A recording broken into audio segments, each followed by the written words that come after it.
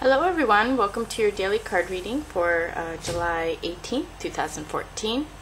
And sorry, I did not film yesterday and get that posted, but I'm going to plan to do that today. So for the sequel to the weekly show. But anyway, on to the daily reading. I'm going to draw one Gillian Kemp and 4 chicken cards, unless I need to draw more. So we will see.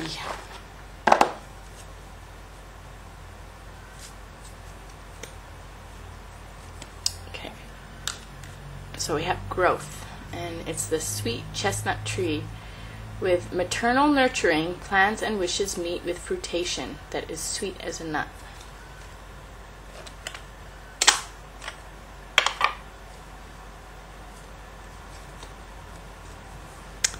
Okay, so we have tie tip, which represents institutions and kind of groups that put out new things for the world.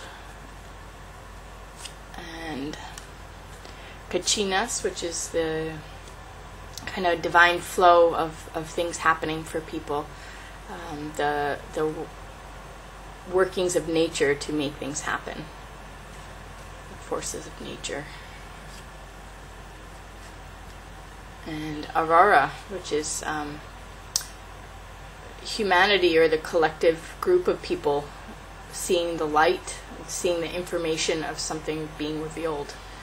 So this is about the universal energies entering the Earth's atmosphere and people able to visibly see this.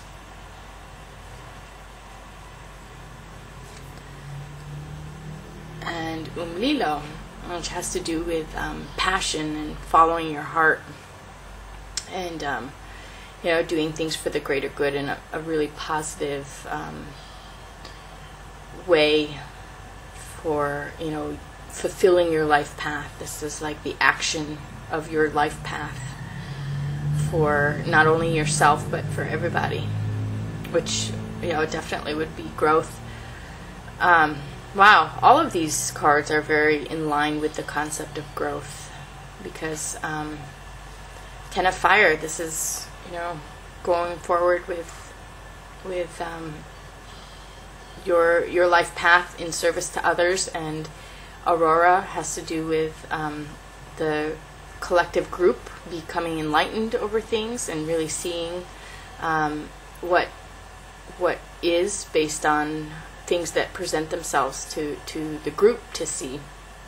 And then on this side we have the institutions or people really working for the promotion of new ways of living, new ways of thinking, new ways of being.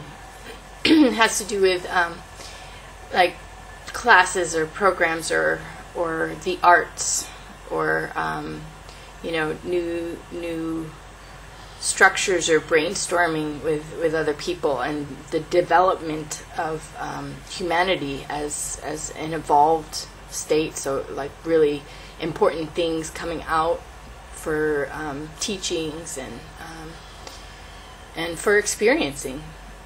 And then kachinas is really kind of like the forces of nature, really supporting things and making things happen in the physical world. So these are both earth element here. So it seems like, and then we have fire and air. So we have as a individual we have the fire energy, but then as a group we have the mental energy, and then the physical things just kind of come together from these combinations of action and thought, and then physical things are produced. So yeah, it seems like a pretty straightforward reading today about growth in the physical world, from some mental developments with groups of people, or from your own personal putting yourself out there, or taking action, giving your heart to the group, and you know, moving things forward for other people, because the number 10 is actually a group number. It's like a completion number, but it is geared kind of towards the individual. It's the connection between the individual and the group, where I always think of 10 as the aura of a person that is constantly interacting with the world around them. So even though it still has to do with the person, that aura is connected to that person. It's the constant interaction with the group and the people in the society around that individual. So it's the one, and then the zero factor. So it's kind of like the one within the whole, and really the wholeness as a oneness also. So it's like that zero factor all comes back around.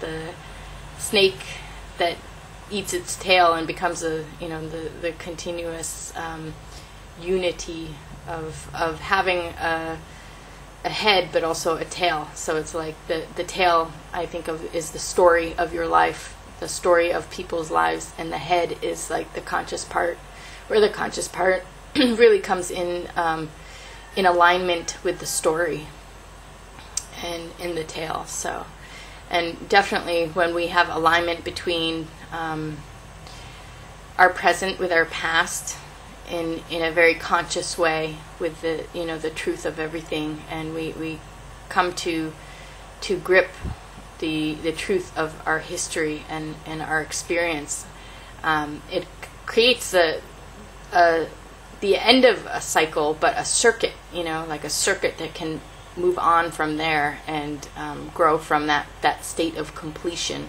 And 10 is also a number of completion. So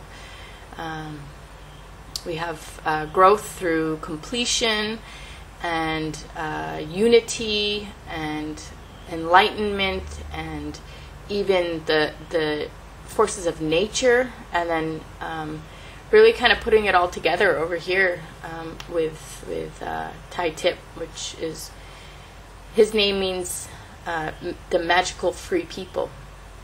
And the magical free people is really people coming together in their integrity and their heart and their soul and working together.